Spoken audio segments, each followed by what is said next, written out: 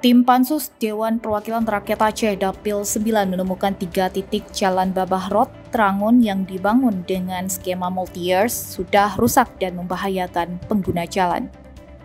Temuan itu saat Pansus yang diketuai Hendriono bersama anggota Pansus Irfan Nusir, Asmidar, Sartina, Safarudin, Tengku Syarifuddin, Tengku At-Tarmizi Hamid, dan Safrizal meninjau ruas jalan yang menghubungkan Aceh Barat Daya ke Trangun Gayo Lues pada Minggu 11 Juni 2023 sore. Ketua Tim Pansus Hendriono mengatakan bahwa ruas jalan yang dilihat itu merupakan ruas jalan yang dibangun pada segmen ketiga melalui proyek multi-years. Jalan sepanjang 18 km tersebut telah dibangun hingga ke perbatasan Gayo Lues. Melalui jalan ini, masyarakat Abdia atau Barat Selatan hanya perlu menempuh waktu 3 jam untuk ke Gayo Lues. Dalam Pansus, anggota DPR menyorot sejumlah titik ruas jalan yang sudah rusak akibat longsor.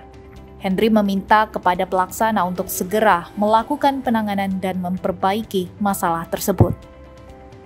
Pejabat pelaksana teknis kegiatan Ihsan membenarkan bahwa ada 3 titik jalan yang rusak. Hal itu akibat cuaca hujan belakangan ini yang berdampak pada longsornya tebing jalan.